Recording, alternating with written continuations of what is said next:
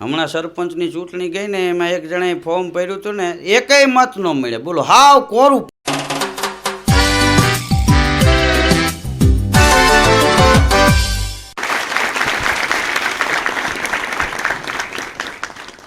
હમણાં સરપંચની ચૂંટણી ગઈ ને એમાં એક જણાએ ફોર્મ ભર્યું હતું ને એકેય મત ન મળે. બોલો, હાવ કોરું પાનું ગયું. પછી પત્રકારે એનું ઇન્ટરવ્યૂ લીધું. એ કે ભાઈ તમારે હાવ મત જ ન મળ્યા, તારો ને તારો મત તો દેવો તો. એ કે હું હોન્ડા લઈને બધાને હારતો રહ્યો તો ટાઈમ પૂરો થઈ ગયો. હા ને, લે આવ્યો એ બધા ઓમાં દાબીને વહી ગયા. હા, અમુકને રાજકારણમાં ઝંપલાવવાનો શોખ હોય, અમુકને સરપંચની ચૂંટણીમાં રસ હોય. હા, અમુકને તમે જો વિદેશ જવામાં બહુ શોખ હોય, અહીંની વાત જ ન કરે. બોલો, આપણે એમ કહે ને સફરજન બહુ હારા. અરે મોટા ઇંગ્લેન્ડના સફરજન તો તું જો ખાતો બે ઘડી મોજના તોરા છૂટી જાય. આપણે કંઈક તે ખાતા કે ના તે પણ હું કામ સોચ્યો તું? હા, વિદેશની જ ખોળીને બેઠા હોય. આપણે એમ કે આ કાપડ આ બહુ સરસ આવ્યું છે તો આપણને શું કે ખબર, આ કાપડનામાં કાંઈ નહીં. જર્મનનું કાપડ મોટા એક ફેર આમ પહેર્યું હોય તો થાય કે ભાઈ આપણે એમ કે તે પહેર્યું કે ના ભાઈ આપણે ક્યાં આપણો વારો આવે. પણ તે શું કામ વિદેશની ખોલીને બેઠો? અહીં એક માણસ ડૉક્ટર થયો ને, બોલો, તો એ વિદેશનો એટલો બધો શોખ તે વિદેશમાં ગયો તો બન્યું એવું કે ત્યાં દવાખાનું ખોલવાની પરમિટ ન મળી. પછી પાછા આવવાના રૂપિયાય નહીં. પછી ગાંઠિયા હાલતા કર્યા. ડૉક્ટર ફરસાણ આખો ધંધો ફરી ગયો.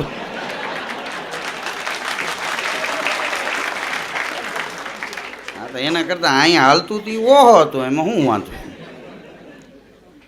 હા, અમુકને બોલાવ્યા થાય નહીં, એની વાત આપણે સાંભળી તો આપણને ધનુર ઉપડી જાય. હા, વિદેશ સિવાય બીજી કાંઈ વાત નહીં. આપણને એમ થાય કે તું આપણા દેશમાં જન્મો છો તો અહીંની વાત કરીને વિદેશવાળા નહીં કાંઈ તને ખાતા ખોરાકી આપે કે ત્યાં રેશન કાર્ડમાં તારું નામ નહીં ચડે. આપણે તો અહીંયા અમુક રેશન કાર્ડ જ નથી રાખ્યા. નામ હોય તો કોક કાર્ડ નાખે ને, જોઈએ જ નહીં એમ. હા, અમે હૈદરાબાદ જતા હતા ટ્રેનમાં, તો હું બરાબર આમ ઊભો થયો ટ્રેનમાં ને આમ જરાક મેં જોયું ત્યાં એક નાનકડો છોકરો ટોયલેટનો દરવાજો આમ ખોલી અને પાછો બંધ કરીને દોડીને પાછો બેસી ગયો. આમથી ટીટી આવેલા આવતા. બીજી વાર ગયો, દરવાજો ખોલ્યો, વળી બંધ કરીને પાછો બેસી ગયો. એટલે હું બોલતો રહી ગયો, પણ ટીટીએ પૂછ્યું છોકરા કેમ દરવાજો, મેં જોયું 3 વાર તું દરવાજો ખોલીને બંધ કરીને વયો જાશ. તો છોકરો કે સાહેબ મારે જવું છે પણ એમાં કોઈક બેઠું છે. તો ટીટીએ દરવાજો ખોલ્યો. દરવાજો ખોલીને ટીટી કે લે આ તો સ્ટાફનો માણસ છે, બંધ કરી દીધું. મૂળ અરીસો હતો સામે.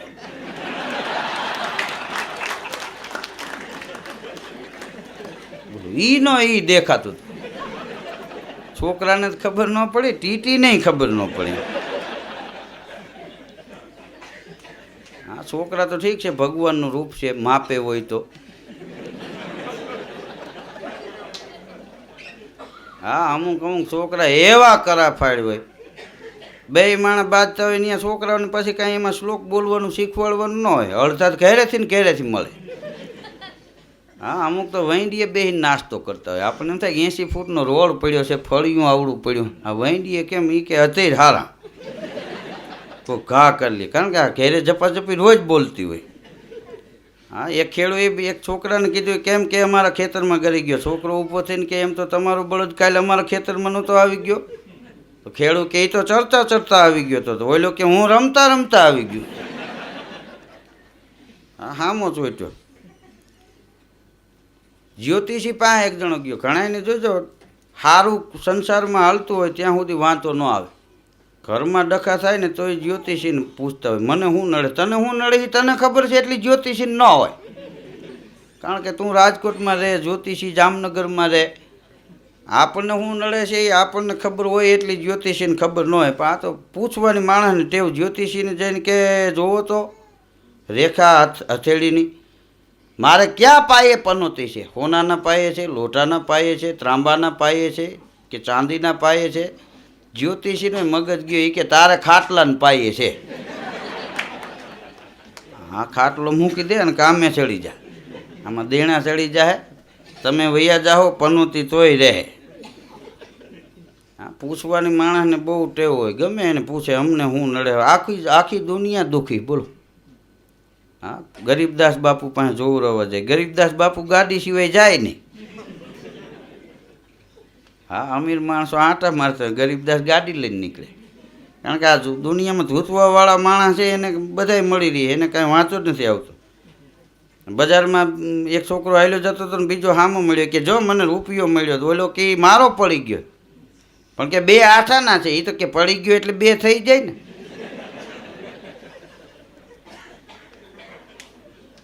હા, છોકરાઓમાં તરક બુદ્ધિ બહુ જબરી હોય. છોકરા એ ભગવાનનું રૂપ છે, એને અગાઉ ખબર પડી જાય. છોકરાનો પ્રેમ છે એ નિર્દોષ હોય, બોલો એમાં કોઈ આવડત ન હોય. હા, રિયલી છોકરા રાજી થયા હોય તો તમને ખબર પડી જાય, છોકરાઓનું દિલ દુભાણું હોય તો ખબર પડી જાય. આ તો આપણે છૂટાછેડાની વાત કરીએ છીએ, બાકી સંસાર સાગર છે. હા, સંસારમાં તમે જુઓ પતિ પત્ની બેયના એક મત હોય, જીવન જીવવાની મજા આવે, તરી જાય. તમે ફકડ થઈ જાઓ ને, સાતું થઈ જાઓ ને તો ગડારામાં હાલવું પડે. એકાનો બળદ ચીલામ ન હાલે. આ બે પૈડ્યા ચીલે હાલે, હરખા હોવા જોઈએ. સ્કૂટરનું ટ્રેક્ટરનું તો વાંધા પડે, એ પછી ખરેડીને ખાંગું થાય. હા, એક વકીલને ત્યાં અમે બેઠા મને કે ધીરુભાઈ હમણાં જથ્થાબંધી કે કેસ આવે છે વકીલના. હે કે જથ્થાબંધ કેસ બધાય છૂટાછેડાના. મેં કીધું આમ કેમ? મને કે આ એકાબીજા નથી સમજી શકતા, અને અમુક સમજીને બાતે છે ને અમુક સમજ્યા વિનાને બાતે છે. તકલીફ ન્યા છે. હા, અમુક કે ભણ્યા ન હોય ને એટલે મેં કીધું ભાઈ ભણતરનો વાક દો, સમજણીનો વાક દો. મને કે એમ કેમ, તમે કેમ અભણનું તાણો છો? મેં કીધું તો તમે વકીલ છો ને? કે હા. મેં કીધું અમારા ગામડાને એક બાપાને મોકલું છું, એના પ્રશ્નનો જવાબ આપી દે ને તું સાચો પડીને તો 1000 રૂપિયા મારી પાસે લઈ જજે, નકર બાપાને આપી દીધી. મને કે વાંચો નહીં, વકીલ કે મોકલો. તો મેં અમારા એક ગામડાના બાપા છે એને મોકલા. મેં કીધું વકીલ સાહેબ આમ કહેતા હતા. મને કે એ મારું કામ. ગયા વકીલની ઓફિસમાં બેઠા, બધી પૂછપરછ કરી, કેટલું ભણ્યા? કે ના કાંઈ નહીં, અભણ. તો કે તમે હાવ અભણ છો? કે હા અભણ ભલે છે, ભણ્યા ન હોય કાંઈ નહીં, ગણ્યા છે. તો કે તમારી બુદ્ધિ કાંઈક દેખાડો. પછી વકીલ સાહેબને ગામડાના બાપાએ કીધું એ કે માં મોટી બચલું. તો વકીલ કે એ તો માં જ મોટી હોય ને. તો કે બચલું મોટું હોય તો કે 1000 રૂપિયા આપું, સાબિત કરી દો. તો કે સાબિત કરી દઉં, પણ હજી તમારે બીજા વકીલની સલાહ લેવી હોય તો બોલાવો. અમુક નિયમ છે, ડૉક્ટર માંદા પડે બીજા ડૉક્ટરને બોલાવે, વકીલને તકલીફ પડે બીજા વકીલને બોલાવે, પૈણેલાને તકલીફ પડે પૈણેલાને બોલાવી, વાંઢાને ન લેવે. કારણ કે ઓલો તો ભંગવી નાખે ને આવીને. હા, અમુક સલાહ લેવાના નિયમ છે. એને બીજા વકીલને બોલાવ્યો કે આ બાપા એમ કહે છે કે માં કરતાં બચલું મોટું, અને 1000ની શરત બાંધી. અરે કે એ તો બચલું મોટું હોય જ નહીં, માં જ મોટી હોય. તો બાપા કે તું જોઈન્ટ થઈ જા, તો 1000 તારે દેવાના. 10 વકીલને બોલાવ્યો, બોલો. 10,000 રૂપિયા ભેગા કર્યા. પછી બાપાએ ખીચામાંથી બાકસ કાઢી કે આ શું કહેવાય? બાકસ. બાકસ એટલે નારી જાતિ ને? કે હા. પછી એનું બચલું દેખાડ્યું. આ બાકસ મોટી બચલું.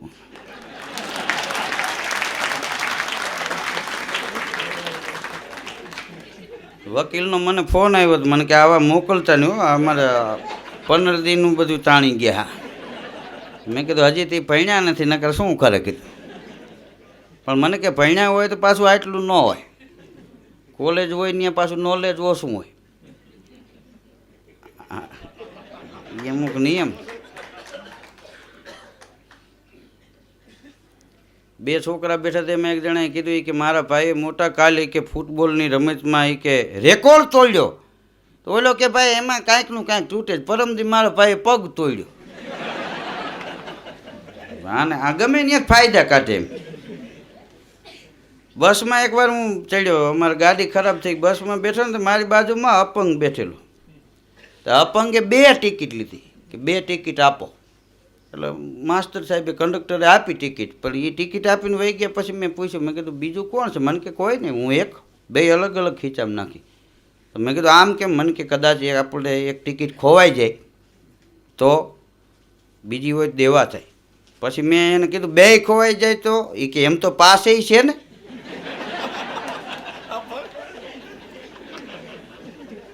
આને કોણ સમજાવ? કારણ વિનાને લઈને બેઠા હોય. એક ભાઈ ત્યાં બાજુમાં કાંઈક માથાકૂટ થઈ ને તે આને બારી ખોલી, ત્યાં ઓલા બાંધતા હતા. એ કારણે એક ભાઈ એના મિત્રને 5000 રૂપિયા ઉછીના આપેલા. તો એ બેયને ડખો થયો અને આવ્યા. આની કેરે બારી ખોલી એટલે કે શું કામ બાંધો છો? તો એક જણો શું કે ખબર 5,000 રૂપિયા ઉતાવળીનો વધાર કરીને લઈ ગયો તો, અને હમણાં પાછી ઉતાવળી આવશે તોય હજી આપ્યા નથી. આવી રીતે કાંઈ હાલતા છે, એને રૂપિયા દેવા પડે કે નહીં? તો ઓલો કે તારી વાત સાચી હો. ઓલો કે હવે તમે શું સમજાવ્યું ને, તમને ખબર છે મેં આપ્યા, તમે એમને એમ ચોટી પડ્યા છો. તો કે તારી વાત એ સાચી.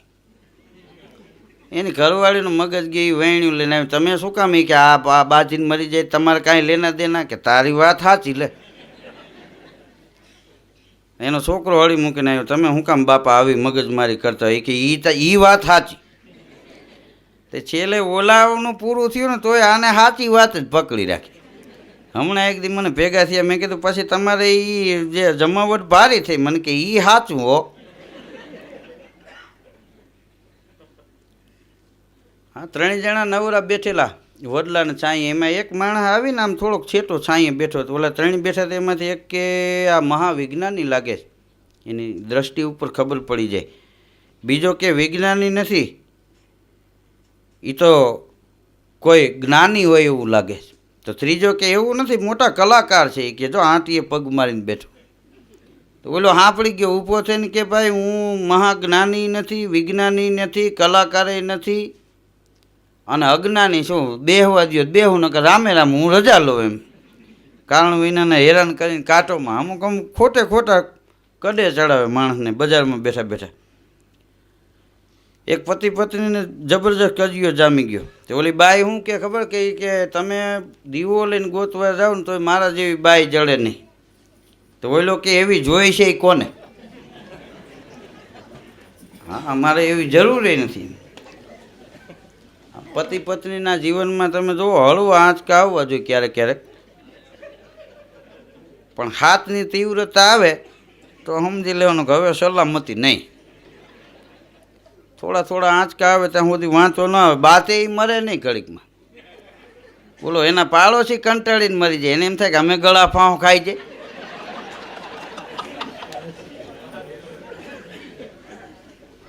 હા, હમણાં એક જણાને મેં પૂછેલા, મેં કીધું તમારે ત્યાં રોજ મહેમાન આવે, મહેમાન મહિનાનું કોઈ દી આંગણું ન હોય, 6 મહિનાથી હું જોઉં છું, તમારે ક્યારે ચકલું ફરકતું નથી, આ એ અચાનક કેમ બંધ થઈ ગયા? મને કે ધીરુભાઈ એ જ અમારી કરામત છે, અમે કલાકાર ન હોય તો કાંઈ નહીં, કારીગર તો સહી જ કે. પણ મેં કીધું આમાં શું તમારી કારીગર? મને કે એ જ ખૂબી છે. મેં કીધું એ તો કેમ? મને કે મફત થોડી કહેવાય, તમે કેમ ચાર્જ લ્યો છો? એમ રૂપિયા 100 થાય. તો મારે તેથી ઘણા પૈસા આવેલા. મેં કીધું જાણવા દે હાલે 100 રૂપિયા. મેં કીધું આ બંધ કેમ થઈ ગયા?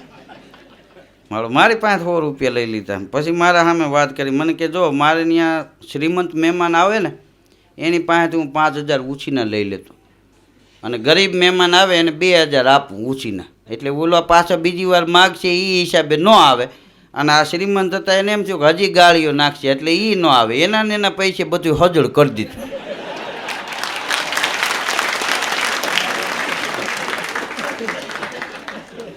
અને મને કે તોય મેં ટોટલ માર્યો ને 36,000 હું કમાણો. હા, લીધા હતા એમાંથી ને એમાંથી 5 લઈ લો ને 2,000 ઉછીને આપી દો, મને શું વાંધો? હા, તો કે એવી રીતે કે થોડોક ટાઈમ આવેલો ને તો મહેમાન બધા બંધ થઈ ગયા. હવે ઓલા ગરીબ હતા એ ઉછીના લઈ ગયા, એને બીક લાગે કે આપણે ઉછીના લીધા ને દીધા નથી કેમ એના ઘેરે જવું. અને જે પૈસાવાળા હતા એને બીક કરી ગઈ કે આ તો ગાળીઓ તૈયાર કરીને જ બેઠો હોય. તોય મને કે હમણાં એક દી પરમથી ફૂવા આવી ગયા હતા, પણ તરત મારી ઘરવાળીને કીધું લે આ તું કહેતી હતી ને બિલ ભરવાનું હું થાય, આ ફૂવા આવ્યા લ્યો. એ કે 300નું ગાળીઓ ફૂવાને નાખ્યો, દાબતા ગયા.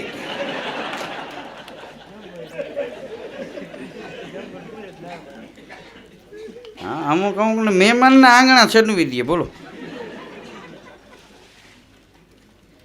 હા, મહેમાન જાતા 2, કારણ કે ગમે એને કામે લગાડી દે. સારું થયું કે તમે આવી ગયા, લ્યો મારે બહાર ગામ જવું છે, 2 દી રોકાવ, પાણી વાળજો પાવડો લઈ.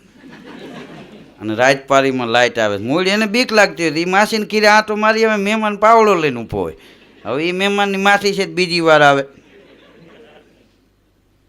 હા, એક ભાઈ એના મિત્રને કહે તારા બાપુજી કે ગુજરી ગયા, તો એ કે તમે છાપામાં સામાન્ય માણસ હોય એ તમે વાંચતા હોય, છાપામાં આપે છે, ફોટો આપે બાપુજીનો અવસાન નોંધમાં, અને બધું લખે, ઉછમણું લખે. તમારા બાપુજીનો ફોટો છાપામાં કેમ ન આપ્યો? એ કે ભાઈ મેં ફોન કર્યો હતો છાપાવાળાને, તો એને ઈંચના 500 રૂપિયા કીધા. બાપુજીની હાઈટ 6.5 ફૂટ ને 2 ઇંચ.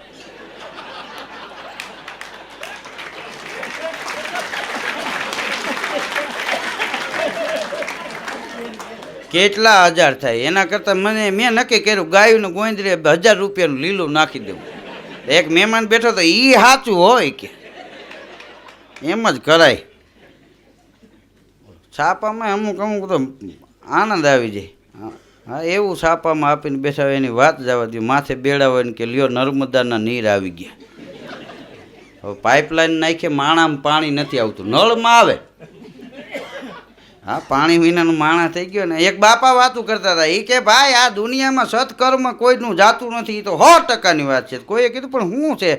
એ કે જે માણસ સારું કામ કરતા જો એ કે આપણે નર્મદામાં રહેતા ગામમાં કોઈ દિવસ કોઈને કાંઈ કહેતા નહીં, બીજાના દુઃખમાં ભાગ લેતા. ભલે નર્મદા બેન મરી ગયા પણ જો એના નામની ગામડે ગામડે નર્મદા પાઇપ નખાણી.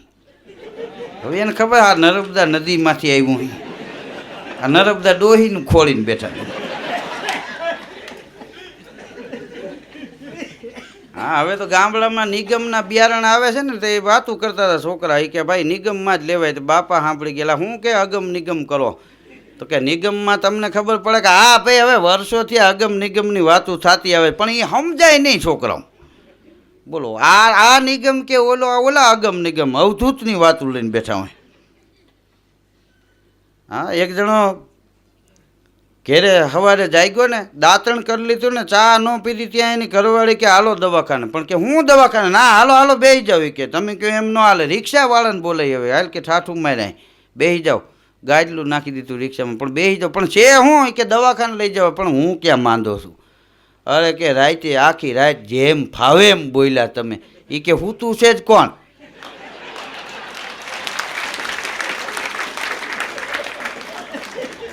બાઈ ને એમ કે નીંદરમાં માથે ગોદડું ઓધીને બબે કટકા ધબેડતો. બોલો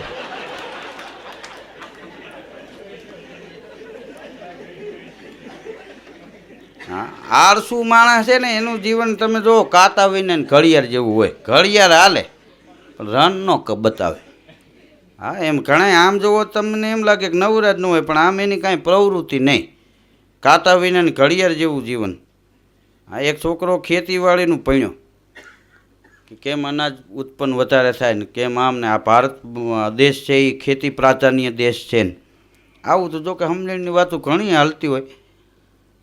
હા, એક જણો કે મારે કરકસર કેમ કરવી એ શીખવા માટે અમેરિકા જાઉં. એનો બાપો કે તું ત્યાં જઈને 3 લાખનું આંધણ કરીએ એના કરતાં અહીંયા બેસી રહેતી કરકસર જ છે. તું 3 રૂપિયાની કરકસર ગોતવા 3 લાખ વાપરીને જાય એમ. નિયમ માર્યો. ખેતીવાડીનું ભણીને છોકરો આવ્યો ને, એના કાકા વાડીએ પાણી વાળતા હતા. તો છોકરો શું કે ખબર? કાકા તમે કર રીતના ઘઉં વાવ્યા? આ મને નથી લાગતું 15 મણે ઘઉં થાય. એનો કાકો કે થાહે નહીં હો. તઈ હું કામ વાવ્યા? એનો કાકો કે કોડા કમોજ છે, ઘઉં છે જ નહીં. બહુ ભણ્યો, ઓફિસ ભેગો થા, તારું અહીં ન હાલે. શેઠ ઓફિસ ખોલીને બેઠા હતા ને, ત્યાં એક ભિખારી ગયો. એ કે શેઠ 2 રૂપિયા આપો. શેઠ શું કે ખબર? તારા હાથ પગ હાજા છે. તો ઓલો કે તારા 2 રૂપિયા સારું ભાંગી નાખવું એમ. ઉપડી કે લુખડ. શેઠને લુખેશ કેવા મીને. મોટો પૈસાવાળો થઈ ગયો. અમુક અમુકને બોલાવ્યા થાય નહીં. હા, એ કવિએ અદ્ભુત વાત લખી છે કે આમ અભિમાની ન થા, દુખિયાને મદદ કરવા જા, 2 ટંક